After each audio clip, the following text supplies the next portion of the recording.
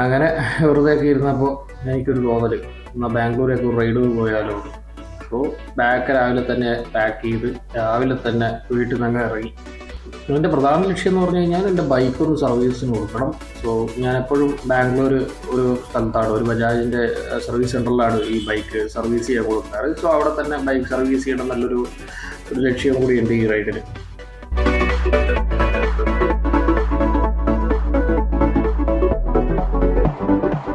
അങ്ങനെ ride start ചെയ്ത് ഞാനിപ്പോൾ കൂട്ടുപുഴയെത്തി. കൂട്ടുപുഴയിൽ നിന്ന് മാക്കൂട്ടം ചുരത്തിലേക്കുള്ളൊരു റൈഡിലാണിപ്പോൾ.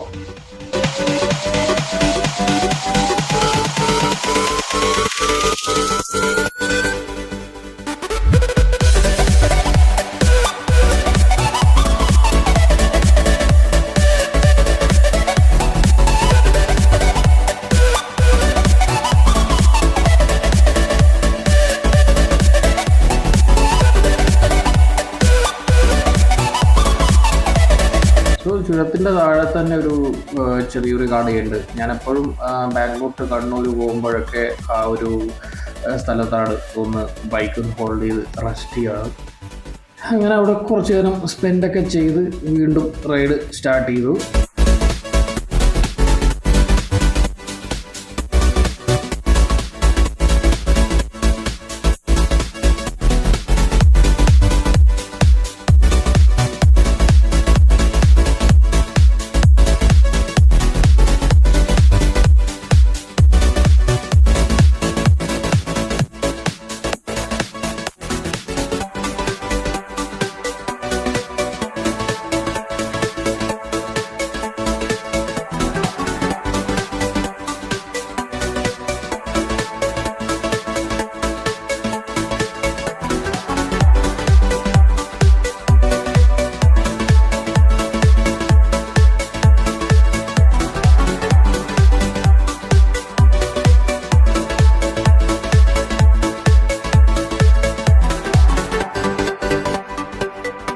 ഞാൻ ഈ റൈഡ് സ്റ്റാർട്ട് ചെയ്യുന്നത് പയ്യന്നൂരിൽ നിന്നാണ്. നമുക്ക് ഈ റൈഡ് നല്ല രീതിയിൽ എൻജോയ് ചെയ്യാൻ പറ്റുന്ന റോഡ്സ് എന്ന് പറയുന്നത് ഇരിട്ടി തൊട്ടിട്ട് മൈസൂർ റോഡ് എത്തുന്നത് വരെയാണ്. അവിടെ ആ ഒരു ഗ്യാപ്പിലാണ് ഏറ്റവും കൂടുതൽ നല്ല സീനറിയൊക്കെ ഉള്ളത്. അതുപോലെ നല്ല മാക്കൂട്ടം ചുരം അതൊക്കെ അടിപൊളിയാണ്. നല്ല ഹിഡൻ പ്ലേസസുകൾ കുറയുന്നു മാക്കൂട്ടം ചുരത്ത്. അതുപോലെ അതായത് ഓപ്പോസിറ്റ് വരുന്ന വണ്ടിയൊക്കെ നമുക്ക് ശരിക്കും കൊണ്ട് കാണാൻ പറ്റില്ല, കാരണം ഫുള്ള് ഹിഡൻ റോഡ്സുകളാണ് അവിടെ ഉള്ളത്.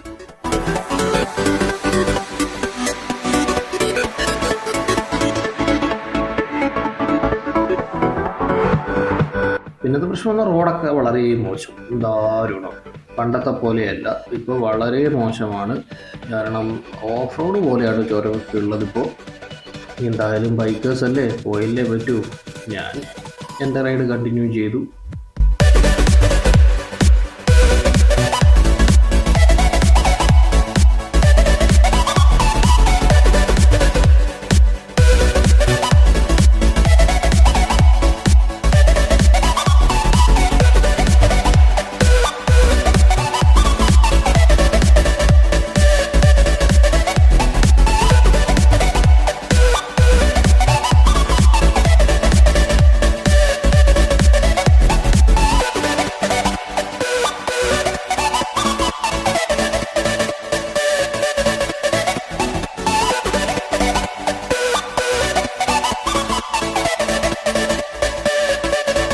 ചുരമൊക്കെ കയറി, ചുരത്തിൽ ചെറിയൊരു മഴയൊക്കെ ഉണ്ടായിരുന്നു. ചുരമൊക്കെ കയറി അങ്ങനെ ഞാൻ ഗോൺ ടോപ്പൊക്കെ കഴിഞ്ഞ് മുന്നോട്ട് പോയിക്കൊണ്ടിരിക്കുകയാണ്.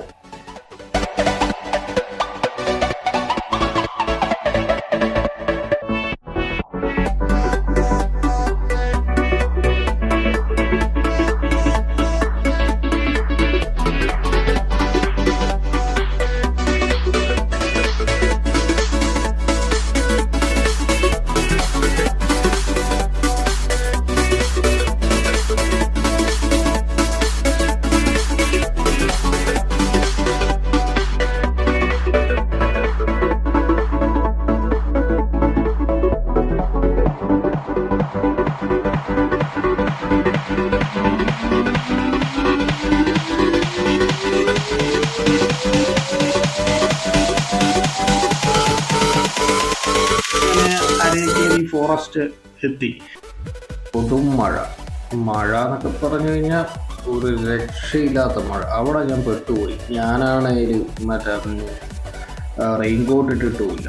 സോ ഫുള്ള് നനഞ്ഞാകെ അവതാളത്തിലായിപ്പോയി. ഈ ഫോറസ്റ്റിലാണെങ്കിൽ എവിടെയും കയറി നിൽക്കാനൊന്നും സ്ഥലമില്ല. സോ രണ്ടും കൽപ്പിച്ച് മുന്നോട്ട് തന്നെ. അവസാനം ഒരു ടെൻറ്റ് കണ്ട് അവിടെ കയറി അങ്ങ് നിന്ന്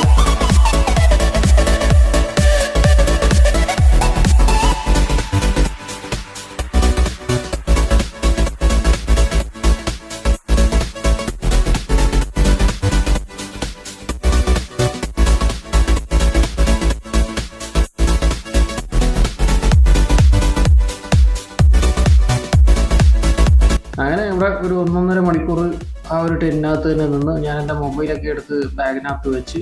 സോ നല്ല മഴയായിരുന്നു. ഞാൻ മൊത്തം നനഞ്ഞ് ആകെ ചാളമായി.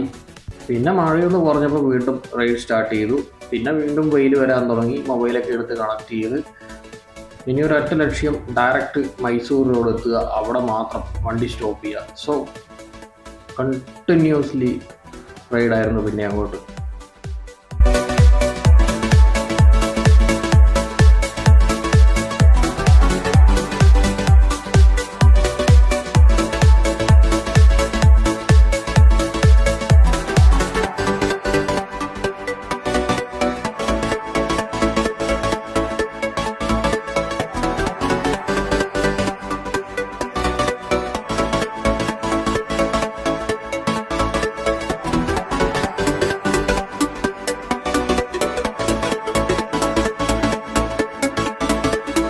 മൈസൂർ ടു ബാംഗ്ലൂർ റോഡ് എനിക്ക് തീരെ ഇഷ്ടമില്ലാത്തൊരു റോഡാണ്. കാരണം നമുക്ക് സർവീസ് റോഡേ യൂസ് ചെയ്യാൻ പറ്റത്തുള്ളൂ ബൈക്ക് റൈഡേഴ്സിനോ അല്ലെങ്കിൽ ബൈക്കേഴ്സിനൊക്കെ. സോ അപ്പം ജസ്റ്റ് നമ്മൾ ആ സർവീസ് റോഡ് വഴി തന്നെ പോകണം. വളരെ മോശമാണ്. ഒരു സുഖമില്ലാത്ത ഒരു റോഡാണ്. കാരണം മുക്കിന് ഹമ്പൊക്കെ ആയിട്ട് നമ്മളെ ഭയങ്കരമായിട്ട് ഇറിറ്റേഷൻ ചെയ്യുന്ന റോഡാണ്. പിന്നെ പ്രത്യേകിച്ചൊന്നും കാണാനൊന്നുമില്ല. പിന്നെ കണ്ടിന്യൂസ് യാത്രയായിരുന്നു ടിൽ ബാംഗ്ലൂർ വരെ ഒരു യാത്ര.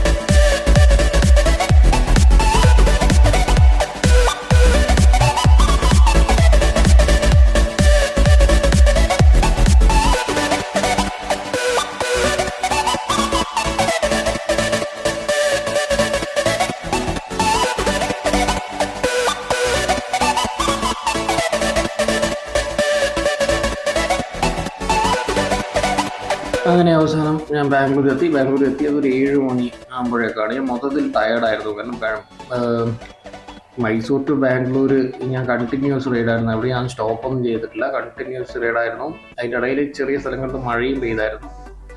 നേരെ റൂമിലേക്ക് വിട്ട് പിന്നെ ഒന്നും നോക്കിയില്ല. ബാഗ് എടുത്തു, നേരെ റൂമിൽ കൊണ്ടുവച്ച് റൂമിലങ്ങ് കിടന്നങ്ങ് ഉറങ്ങി.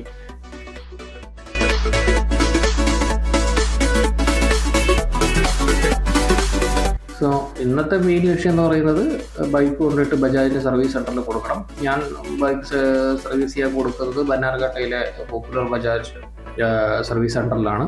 ഞാൻ എൻ്റെ എല്ലാ ബൈക്കുകളും ബജാജിൻ്റെ എല്ലാ ബൈക്കുകളും സർവീസ് ചെയ്തത് അവിടെ നിന്നാണ്. സോ അവിടെ നല്ല സർവീസാണ് എനിക്ക് കിട്ടാറ്. കാരണം എനിക്ക് അവിടെ പരിചയമുള്ളവർ ഉള്ളതുകൊണ്ട് എനിക്ക് എൻ്റെ വണ്ടി നല്ല രീതിയിൽ തന്നെ അവർ സർവീസ് ചെയ്ത് തരാറുണ്ട്.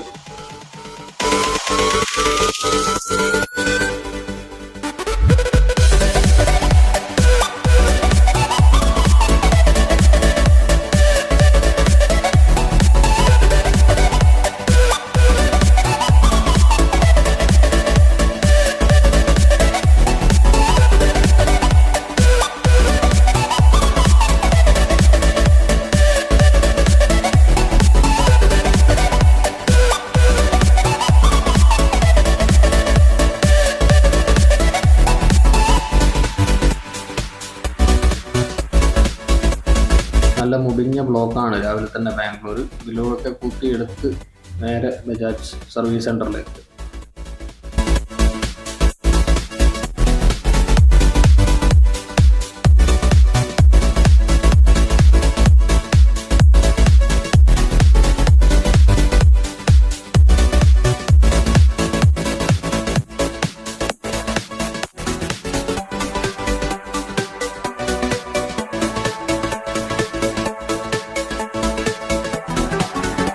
അങ്ങനെ ബജാജ് സർവീസ് സെൻറ്ററിലെത്തി കാര്യങ്ങളൊക്കെ പറഞ്ഞു അവരോട്. സോ അവർ ഓരോ കാര്യങ്ങൾ പറഞ്ഞു. ബൈക്ക് നാളെ തരാമെന്നാണ് പറഞ്ഞത്.